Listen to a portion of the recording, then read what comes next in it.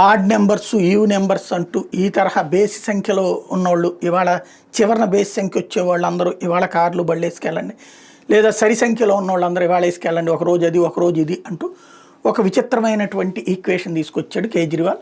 న్యాయస్థానాల దాకా కూడా అదే పట్టుకెళ్ళి, ఎందుకంటే పొల్యూషన్ కంట్రోల్ చేయడానికి ఇది ఆ వెళ్ళే వెహికల్లోనే చుట్టుపక్కల 4-5 వెళ్ళండి, ఇవన్నీ వినడానికి బాగుండేటటువంటి రీతులు తప్పించి వాస్తవంలో ఫెయిల్ అయిపోయింది. అది అతను తొలినాళ్లలో చేసినప్పుడు కోర్టులు కూడా అబ్బో అనుకుని పాపం అడ్డు కూడా పడకుండా ఓకే చేసి, తర్వాత ఏమన్నా అయిందంటే కేసీఆర్ 15 ఏళ్ల పాలనలో టోటల్ ఫెయిల్యూర్ అవంతా కూడా.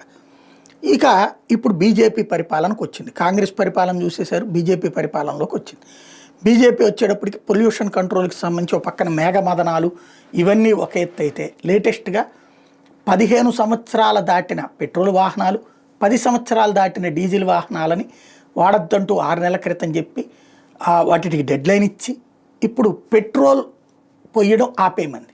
అంటే వాడద్దు అని కేసులు పెట్టి పెనాల్టీలు డబ్బులు వసూలు చేసుకోవడం కాకుండా ఒక ఆచరణాత్మకమైనటువంటి పని ప్రారంభించింది.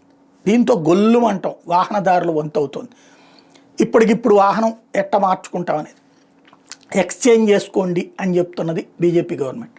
ఇది కొంత ఆగ్రహానికి కారణమవుతుంది, అట్ ద సేమ్ టైం ఆచరణ యోగ్యమైనటువంటి అంశం.